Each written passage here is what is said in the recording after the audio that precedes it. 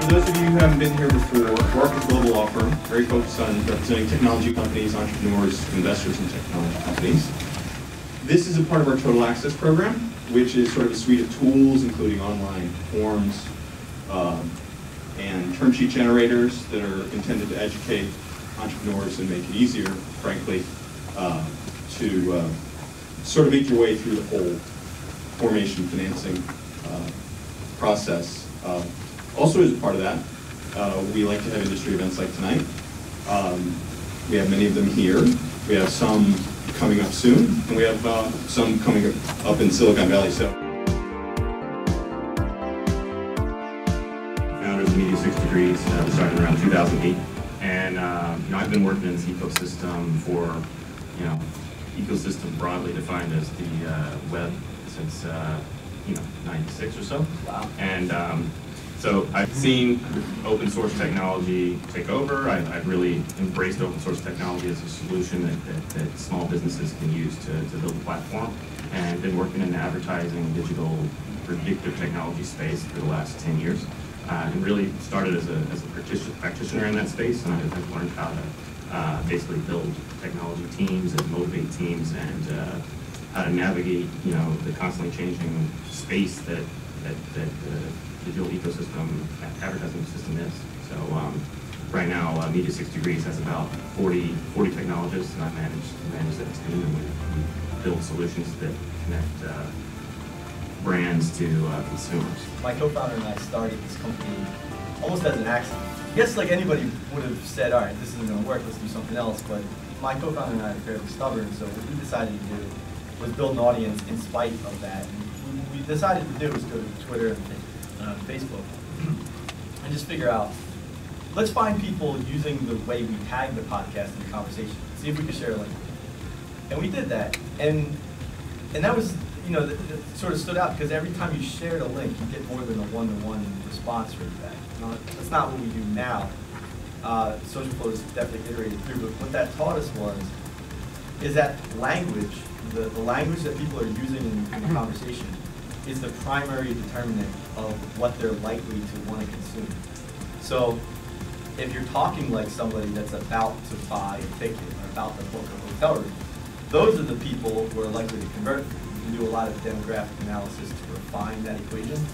But if your favorite thing to do is ski, you're not going to talk about skiing all day. You'll talk about it in certain contexts that leads to you taking the action. And when you're doing like expense reports or filling out taxes, or you're not the skiing person that time. So the social graph offers you all this signal that's completely optic. No one forces you to do this.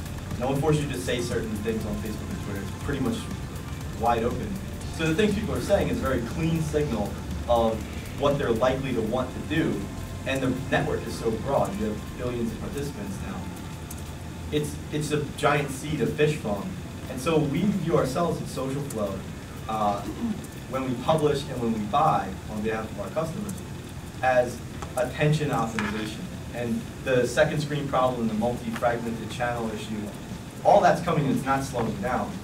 The users are going to tell you what they want to pay attention to, and it's your job to figure out how to get in the context that they want to interact with, because there are times when it's important to think of laundry detergent, but it's probably not while you're watching, a TV show like Game of Thrones or something. You can't hope to insert an ad there because it's still going to be spam. And on social, particularly where we're focused, the concept social rules apply. So if you ask someone out to a dance 10 times in a row, it's not like the 11th time they're going to magically say, oh, you know what, you're right, I'll and you have to adhere to certain rules of etiquette on social. But if you do, the network is so broad and there's so much opportunity that if you can refine the model of attention and get in front of what makes sense, then it does. And that's what this business does.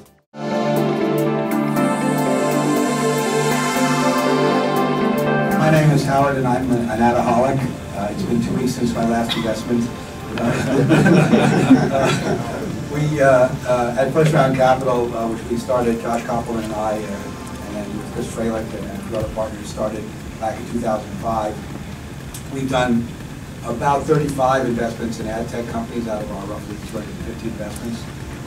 The early LUMAscapes, we had companies in almost every sector of a LUMAscape, because we do believe that the technology has made a huge difference in what you can achieve in terms of getting the marketer's message to the consumer in terms of Terry's two principles.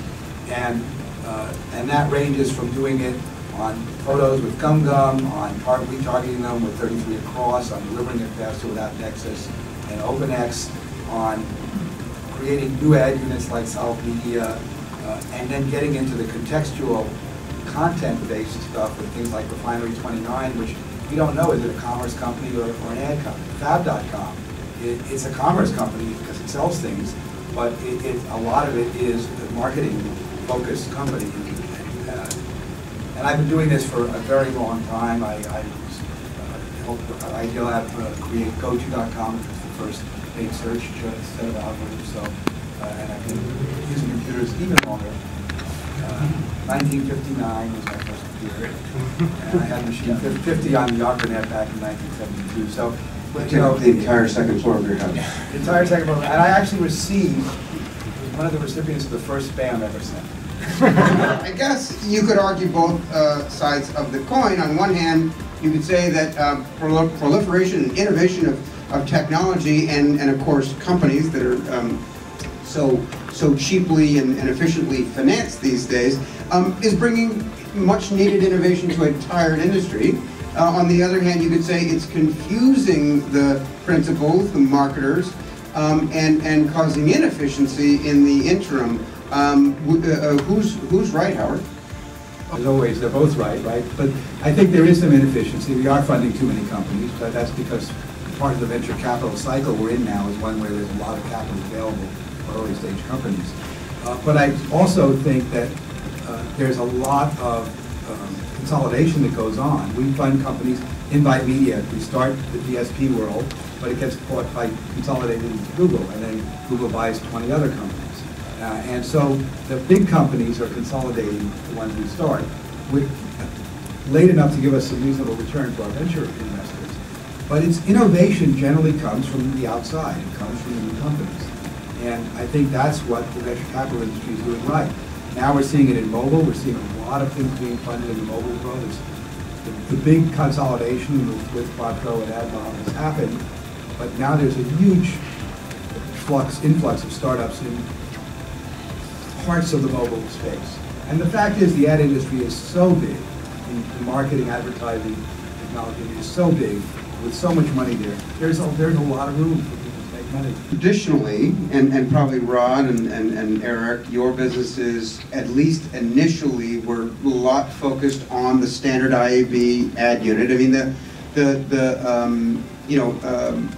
Randall Rothenberg would suggest that advertising is an industrial process, and therefore you need some element of standardization. And yet today we have a proliferation of platforms, of formats, of interactions.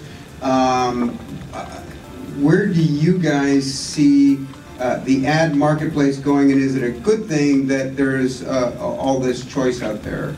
Well, I think that agencies and marketers over time are getting a lot smarter. I mean, Terry's doing a great job with that LUMA chart, kind of laying out all the questions they need to be asking. But being as one of the small dots on that chart, it's tough to sort of differentiate yourself from all the other ones. I think that a lot of it, like Howard said, a lot of the innovation does come from the new brains that come into the space. And very often what happens though is those smaller companies are really a feature that can be rolled into a bigger opportunity, much like you mentioned with Invite. And I think that's really what you see happening a lot. So I think over time, like the standardization, like you're talking about, like for instance, I consider RTB or real-time bidding to be a standard that hasn't really limited innovation, but it's actually pushed innovation forward, and it's allowed lots of companies to be able to access these advertising events in fine-grained ways, and to be able to take that data in and apply data science against it to make decisions in more and more proprietary ways that wasn't wasn't really possible before that standard. That's been one thing that we've been very, very focused on is the fact that, yes, the standard IAB units, the banners that I'm talking about, they're there, right? They're scalable. They're the most scalable things. There's 5 trillion of them in 2012. But in terms of helping marketers break through and stand out and communicate messages in ways that they can do so, like with TV, they're not very effective. So in order to do that, you need to innovate. You need to come up with a better banner or a better unit. So we started just developing our own. And we were actually pretty early on in embracing what the IAB, Internet Advertising Bureau, for those who aren't familiar, with their proposed new standards, which were larger banners. Because we think fundamentally, that's actually a good thing, right? Part of the reason about banners is there's, number one, too many of them, and number two, they're too small. You can cram 5, 7, 8 banners on a page. Anthony over there knows all about them. So it's very tough to break through. So very simply, if we can have standards that are better for marketers, meaning larger canvases to communicate a message and allow them to actually engage with the consumer, that's a good thing. But we'll attack it from both ways. We'll embrace standards that we think are good for brands, but ultimately we'll innovate and create some new custom ones, because ultimately those are the ones that end up getting consumer responses because they are new. You accept the premise that the lead dog is in fact the consumer, right? I read a quote today, I wish I could memorize it exactly, but it was something like, hey, and this was a guy in like the 60s or something, it wasn't David Ogilvy, but David Ogilvy almost said everything else intelligent in the 60s. He said, look, as an advertiser, you're an uninvited guest in the living room of the consumer, and they can turn you off at any time. It's slightly different than that, but it was the same message. And I guess if you accept the premise that the consumer is in fact the #1 principle in the equation of the marketing message, does a bigger banner in and of itself, if that's, are you being more intrusive with a bigger banner? How is that format consumer friendly? I serve the marketer, and the marketer needs to have the opportunity to let their message be viewed by the consumer. Consumers like to learn about new things. That's why television works so well, because it's a canvas, a format that allows a marketer to get their message across. The web doesn't deliver that yet. We need to figure that out. We need to do so in a respectful way and not assault the consumer. But ultimately, advertising is about getting a brand's message exposed to the consumer. Simple as Frank, you're living in this world in probably the sort of 3.0 version of it. Yeah, I'm probably the bad guy up here on the panel, so I might as well get it over with. You're the one that called inserting a laundry ad in Game of Thrones, $200 billion industry, spam. So yeah, it's horrible. It's horrible because the concept is the consumer does rule, and if you don't respect that rule, you'll get washed out.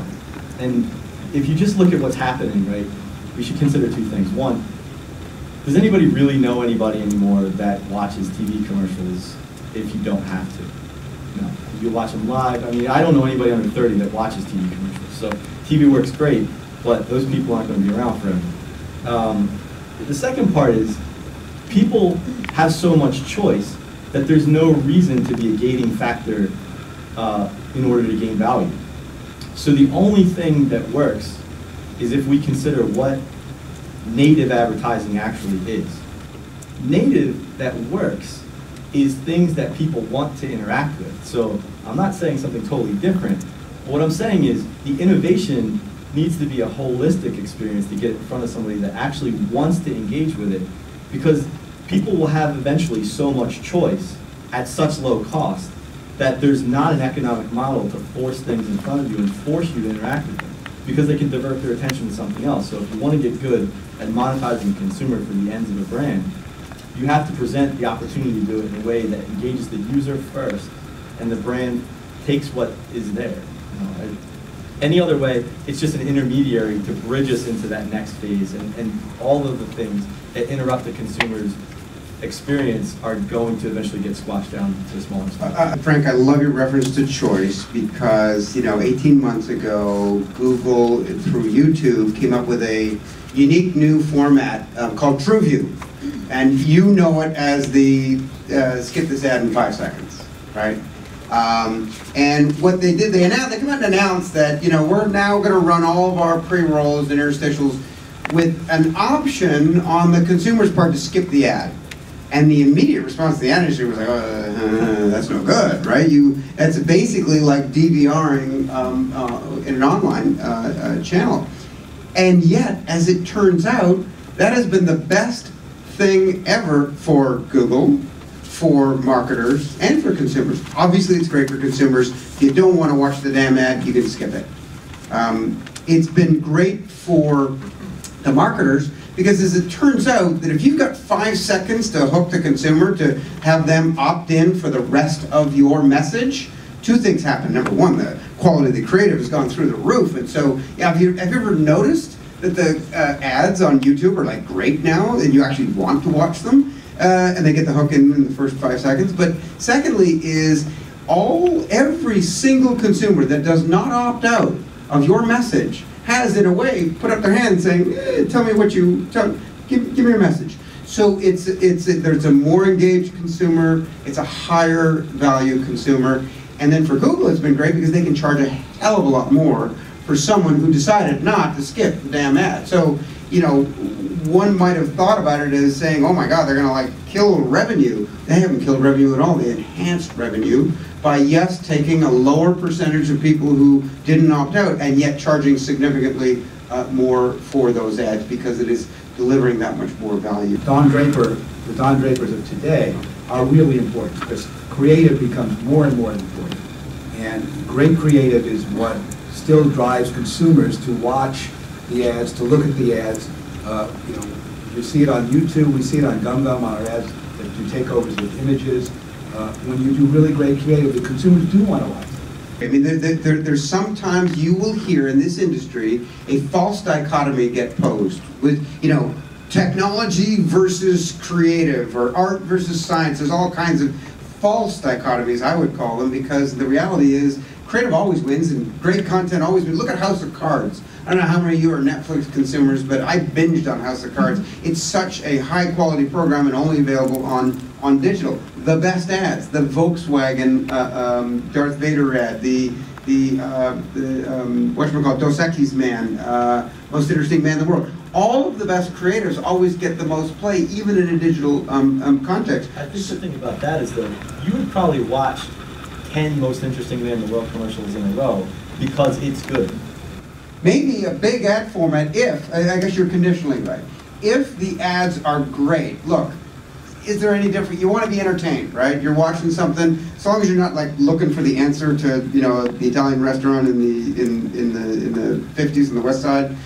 You know, that's obviously a very specific thing, but if you're looking to be entertained, advertising, content, what's the difference? Yeah, I'll accept being conditionally correct because it is dependent on the creative.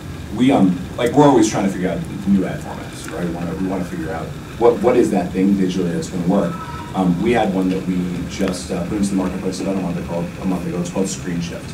And essentially it is allowing us to create some of these bigger, richer experiences that you can do right now on the PC-based web across multiple screens because it's built in HTML5 and not Flash.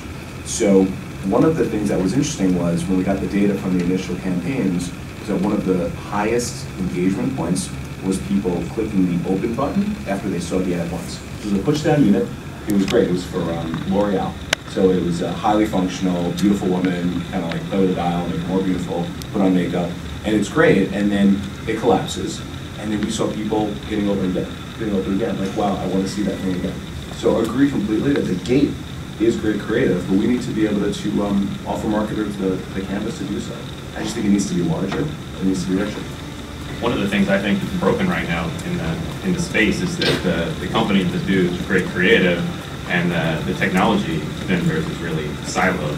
And for instance, I really like TrueView because that's a place where we can show online video on YouTube and detect the users that skip it versus the users don't skip it, and use that as a real-time signal to build better models about how to buy the next ad, it's a much better signal than the old click-through rates, because those are so accidental, and people that don't skip are actually, you can find more users that like that brand based on that signal. But in contrast, the Tumries and the Terracents of the world and the dynamic creative companies, those are really siloed off from being able to, for a system like mine, to be able to put signal into those systems, because we don't actually own the contracts with those technology vendors, and the agency owns the contract, but it's too complicated for the two companies to actually do the integration, so it just doesn't ever happen. So there's good audience selection being done, and the creative, there's no handoff to the creative. So if we've concluded that content, that creative is really, really important, and arguably that's an even more important factor when you get at sort of more what we'll call upper funnel objectives of the advertiser, so awareness, selection, as opposed to purchase. So historically and to date, the digital channel has been phenomenal for direct response, phenomenal for conversion, bottom of the funnel type stuff. Not so much for branding. I hate the word brand because it doesn't make any sense, but the awareness and the upper funnel sort of objectives. And the criticisms are, you know, you guys have just gone after the low-hanging fruit and applied data science in this digital context towards just conversion, towards the bottom of the funnel. And you know, when I hear that, I'm like, well, you know, if I was an investor or an entrepreneur, wouldn't you pick the big juicy fruit and the low-hanging branches? Of course you're going to go after the low-hanging fruit first. The question is twofold question: one for you entrepreneurs and one for Howard. What will it take? And if you have the answer, then you know we can all just invest money and go home rich. What will it take to get brand dollars online? Because it's basically not there. Brand dollars are not online. And Howard, you know, how many upper funnel technology solutions have you seen that look attractive for investment? Because obviously all the money has been made, you know, much lower in the funnel.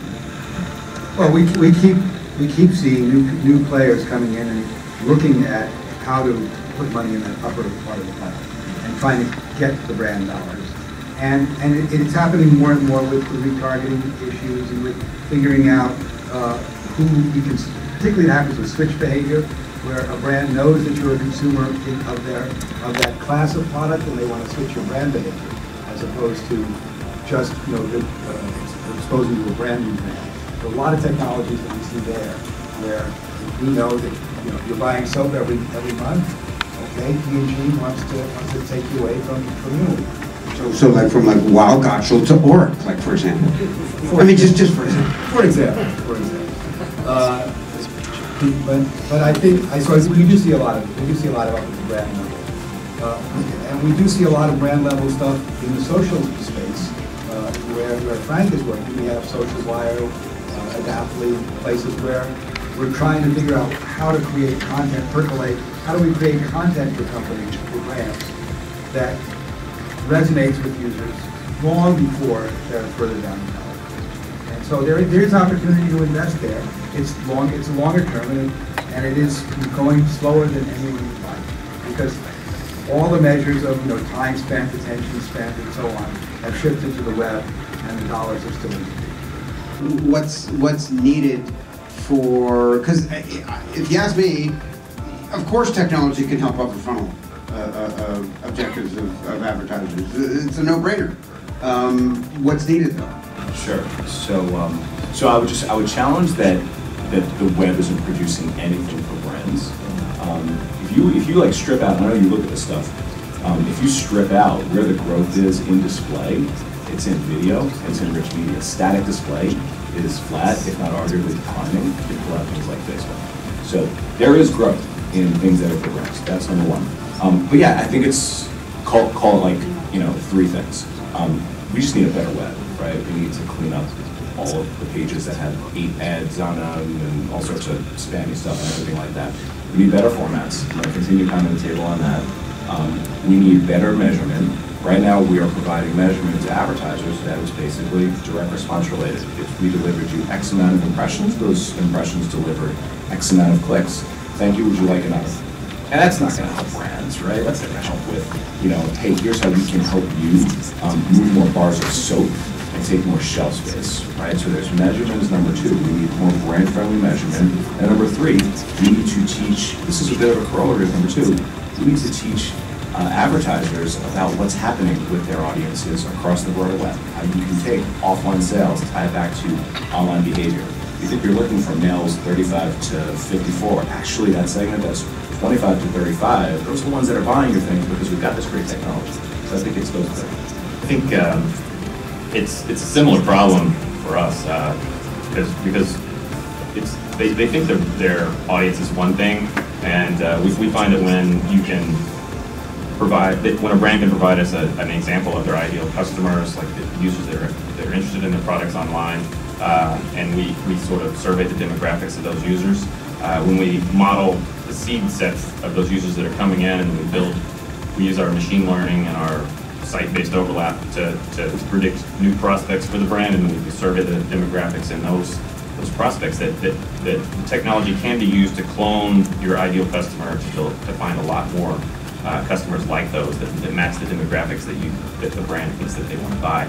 And Nielsen is doing great work in combination with Facebook with their OCR product to be able to measure online GRPs and that kind of thing. But I really think that, it's sort of analogous to the whole MapReduce technology where you try to bring processing where the data is. I really think that over the next 10 years, what you're going to see is that the brand dollars that are on TV now, as TV shrinks and is replaced by addressable television and more on-demand type television, that those platforms are going to be powered by the digital solutions that we have right now and we've been building over the last 10 years.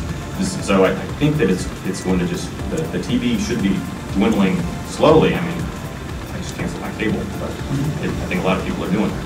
Yeah, I agree. I mean, talk to a brand, they realize they need to be online more than they are now. They just need to figure out exactly how, and they need to be able to justify moving those billions of dollars. So it's there for us. It's just a matter of creating the opportunity. And you said it, what really needs to happen is there needs to be a better measurement for brands to do it. As to the question of what makes the switch happen, why it actually does happen, is confirmed fear. When people realize that not doing, because there's plenty of nice looking carrots out there, like we need to feel some sticks in order for it to actually set in, where if you are beat by your competitor because they're in social doing it right and you're not, then all the TV spend in the world is not going to save your job. And that is approaching, but it's not here yet. So once people really start on the brand side getting the mechanics of how to execute against social right, and when people see, oh, if I'm not doing that, then the differentiator on how you do that becomes technology, and the technology becomes the answer.